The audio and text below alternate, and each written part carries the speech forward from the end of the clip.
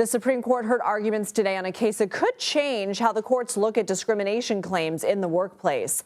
Marlene Ames brought a case forward against the Ohio Department of Youth Services, claiming she was being discriminated against because she's heterosexual. Lower courts dismissed the claims based on a precedent that someone from a majority group has to meet a higher bar to prove discrimination.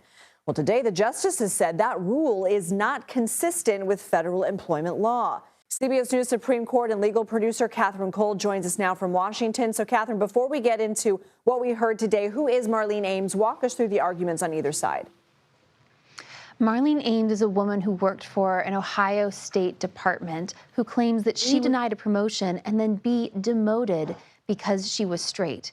Both the promotion she wanted and her original job went to a gay woman and a gay man, and she argues that she suffered from employment discrimination. But when she brought her case to the courts, they said, well, because you're not a member of a protected class, being heterosexual isn't, a minority or a protected class, you have to meet a higher standard in terms of the evidence that you bring before us before we can move this claim forward. So she brought her suit all the way to the Supreme Court, which today seemed pretty favorable towards her argument. Let's talk about that. What happened in court today, and how could the impact in this case impact future discrimination lawsuits?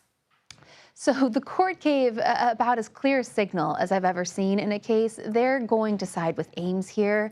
The justices seemed very receptive to the argument that this sort of dual-track system, that if you're black, you have a different test versus if you're white to bring an employment discrimination claim, that is clearly not what Title VII, the Employment Discrimination Act here, that's not what it cognized when it was passed. It's not what Congress wanted. That's not what this text of the statute stands for. And so at one point, I think Justice Kavanaugh even said, you just want a simple ruling from us, right? We'll just say, this is not how this works. We'll reverse, we'll vacate, and we'll all get out of here.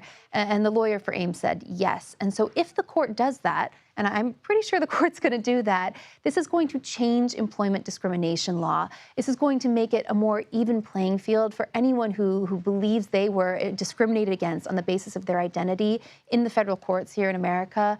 They're going to have the same test regardless of the type of discrimination they suffered. And so just a quick follow-up to you. I understand that this could change the course of how lawsuits are brought. Does Ames in this case have to prove that she was in fact discriminated against, or is this less about her actual case and more about just this rule?